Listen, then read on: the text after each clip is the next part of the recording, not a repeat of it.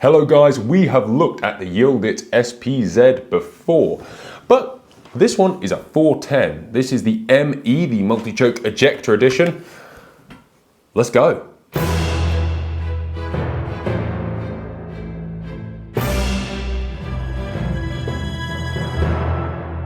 So I need glasses now, so I'm gonna chuck some on and suddenly realise that I should probably re-review every gun I've ever looked at, because I'll tell you what, the fine details are different when you can see them. The stock finish on this gun, and this is a junior gun, so it's got the short stock with the short toe, designed for juniors and ladies just to give them a little bit of a better off-the-shelf fit, although they then put a really low comb on it, which I do think is a silly combination. I'm aware they are fixing that, and they might have even fixed it. That gun might already be out, the slightly higher comb short stock version. But it is an oil finish, not a varnish finish, and it is not bad. It's a little bit thick, but you know, at least it won't wash in the rain, and it does look good. It's not a bad finish, and you can't be picky because this gun is under £600 with a 5-year warranty. And we will go out and shoot it in a bit, well, not this particular one, but a longer barrel, longer stocked one, an adult one, and enjoy it accordingly. Moving forward, you have a safety catch, a trigger, a top lever, and an action, the majority of which is made of aluminium. That means it's very light. I mean, the SPZ is an aluminium gun for the most part. At least people will know it as an aluminium gun. They obviously make a steel action version as well, which is, I don't know if they make a steel action 410. That would be interesting. They definitely make a steel action Sporter and a few other things that are quite good. The forend is a Schnabel forend. It is beautifully scaled to the size of the action. And actually, as guns go, the scale of the action is truly scaled down, the scale of the stock, trigger guard, barrels, ribs, everything. It does look good. It's well designed. Execution-wise, it's not bad either. Again, given that it's £600, and you have to look at this through £600 eyes to appreciate that you're not going to get it perfect.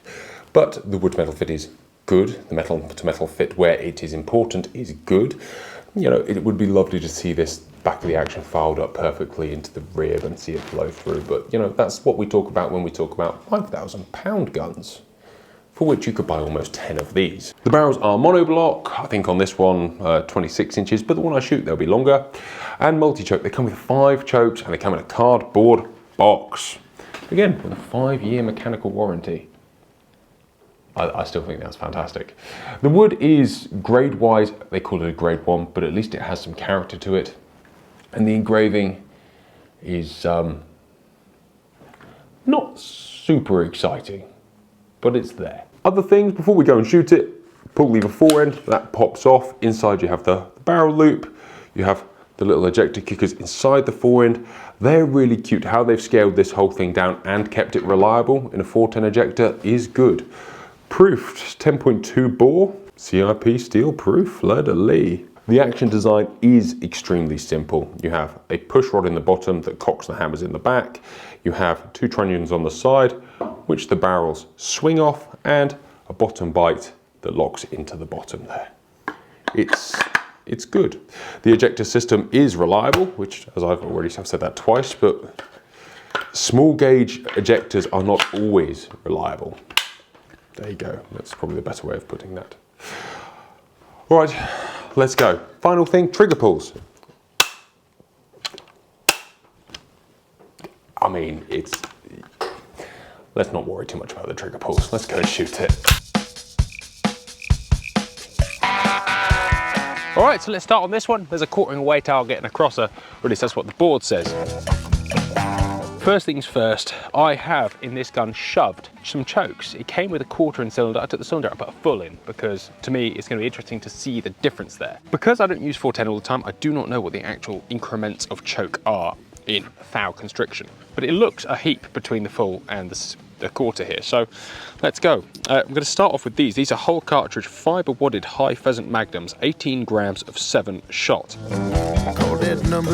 I remember for years people used to say, I can't get a 410 to pattern properly, and because the market demanded it so much, most companies will now make a good quality fibre 3-inch Magnum 410. This is Hull's offering. I've shot pheasants with these, I've shot a few things with these, and my other half uses them with reckless abandon through her Silence 410 with great and deadly effect. Let's whack some shots at those clays and see if they break. Very easy to overcook it with one of these little things. You gotta remember all those little nuances, that little move, that little shove you give with your hand, suddenly it equals like 4 feet instead of equaling no distance at all. Filippo, when we were in Italy, said to me quite rightfully that he shoots a lot of small bore competition. If you shoot a 410 all the time, it's easy to move to a 12. It's very hard to move back the other way. So if you're gonna shoot small bore, use a small bore more predominantly if you want to be good. Or get a small bore set of barrels for your other gun so it handles or feels similar in the hand, and use them more than use the 12. Of course, that could just be excuses because, you know, we're here. It really is no effort to put that gun miles in front of where you need it to be. But I think we'll agree that it's quite potent. What was that? That was a quarter choke. Let's change the selector over because it is auto safety. We'll change the selector over to fire full choke now. That quarter choke starburst that nicely, as you'd expect. It's 20 yards. Let's see what a full does to this bad boy. Nothing if you don't turn the safety catch off, because auto safeties are the devil's work. All right, third time lucky. Really hard to unremember shooting styles. I'd usually shoot that maintain lead. You cannot. Let's shoot it, poke and pray. Like that. I'll tell you what, I'm quite liking this little thing. So the difference between these little Game & Clay Hull 7-shot 11 gram cartridges and those 3 inches is actually different. These genuinely don't feel like anything is going off. Those 3 inches, they don't kick, right? They don't kick, that's not the right word. They feel like they're going off. This just feels like a misfire, feels like a primer going off. But what great fun, and it shoots well. I'll tell you what, let's shoot one more pair. Let's go shoot another stand. I could easily fall in love with this. A 410 is a simple tool, and with modern cartridges, you are not at that much of a disadvantage on this kind of target. In fact, anything out to that 35 yard mark is still totally dead from my experiences. The hard part is actually keeping it in the right place. You'll find most of the boys at the top end are shooting 9-pound guns. This is not 9 pounds. Shoots much better under a bit of power, if that makes any sense. Trying to plant this gun is a no-no. I mean, for 600 pounds so far, you can't be mad at it. All right, this one at A-Bird doesn't look too serious, a teal, and then, oh, the cross is coming off the back. That could be a bit more. Let's go straight with the 11 grams. We're confident. It broke those other clays, lovely. I could be a 410 fan. I'm starting to think there's nothing these little 11 gram cartridges can't do. And we're not talking hugely convincing breaks. You know, you're not seeing balls of dust, but you are breaking clays into more than 3 bits, you know, 5s and 6s, a good break. Off of 11 grams for a 600 pounds 410. You know, this isn't the gun you're gonna give to your kids, or, well, probably it is, but it's not the one you're gonna hand down to your grandkids. The gun for your kids, brackets not your grandkids, should be the title of this video. It's not gonna last a million years, but then let's be honest, does it matter? It's a 410. The actual recoil off of these 11 grams, you could probably shoot, you'll wear it out more opening and closing than you will with ammunition. I think over the course of time, as you go bang, bang, bang through a 12 bore, the actions get slightly longer, potentially they stretch. These things wear out, you wear out the hinge, you wear out the bite, they wear out. However, you're not gonna wear this out half as fast. More importantly, you're not gonna be taking this out and pounding 120 to 200 rounds through a weekend of clays.